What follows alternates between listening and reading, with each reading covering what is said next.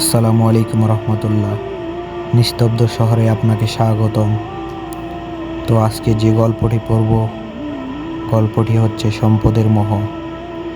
এই গল্পটিতে কিছু শিক্ষণীয় দিক রয়েছে, তাই গল্পটি পুরোপুরি শুনবেন।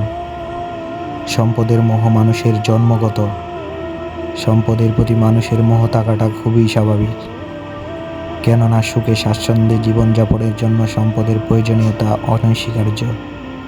আবার সম্পদের অত্যাধিক মোহ মানুষের চরম দুর্ভোগ ও অশান্তির কারণও বটে।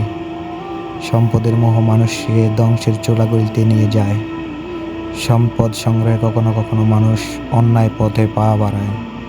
মানুষের সম্পদ প্রাপ্তির আকাঙ্ক্ষার কোনো সীমা পরিসীমা নেই। সে যতই পায় ততই চায়। ক্ষুধা নিবারণের পর অতি লোভনীয় খাবার গ্রহণে মানুষের অনিচ্ছা প্রকাশ পেতে পারে। কিন্তু যদি কোনো মানুষের সামনে অগণিত সম্পদ রেখে দিয়ে বলা হয়, এ থেকে তোমার প্রয়োজন মতো সম্পদ গ্রহণ করো, তাহলে দেখা যাবে সে তখন তার বহন ক্ষমতার অতিরিক্ত সম্পদ আগলে নিয়ে বসে রয়েছে। এক বাদশাহ অফুরন্ত সম্পদের মালিক।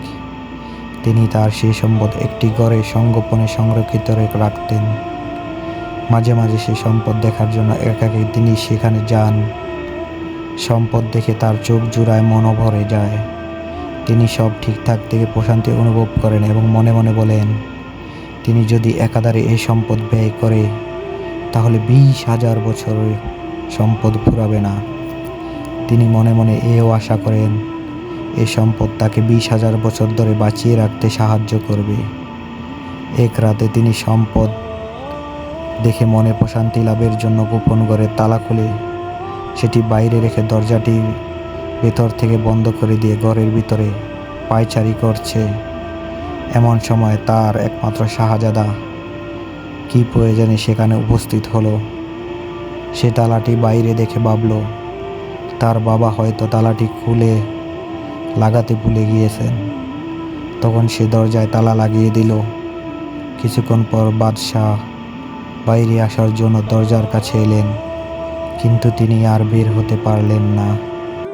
ঘরটি এমন গোপনীয় ও সুরক্ষিত যে ভিতর থেকে শত ডাকাডাকি করলেও কোনো শব্দ বাইরে বের হবে না। তিনি বুঝতে পারলেন এ ঘরেই তার মৃত্যু। সম্পদ মানুষকে বাঁচায়, কিন্তু সরাসরি বাঁচায় না। ঘরে সম্পদের সরাসরি আজ তার এই ঘরে একটু খাদ্য পানি নেই, তাকে অনাহারেই মরতে হলো সেখানে। এদিকে রাজবাড়িতে বাদশাকে না পেয়ে স্ত্রী পুত্র মনে করল তিনি হয়তো কোথাও গিয়েছেন।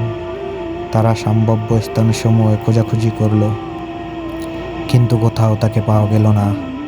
রাজকার্য পরিচালনা করতে মন্ত্রীবর্গ শাহজাদাকে রাজমুকুট পরিয়ে সসম্মানে সিংহাসনে বসালেন।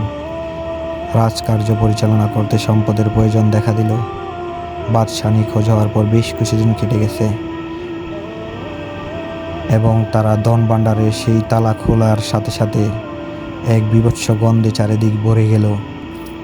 দেখা গেল বাদশাহী স্বয়ং মরে পচে রয়েছেন, ধুলা ধূসরিত তার নিথর দেহ।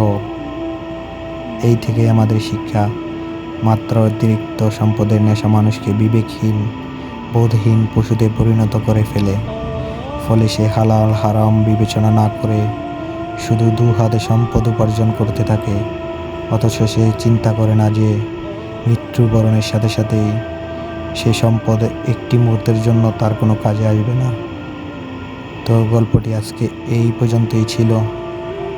যদি গল্পটি ভালো লাগে অবশ্যই সাবস্ক্রাইব করবেন এবং ফেসবুক পেজে দেখে থাকলে অবশ্যই ফলো করবেন। আল্লাহ হাফেজ।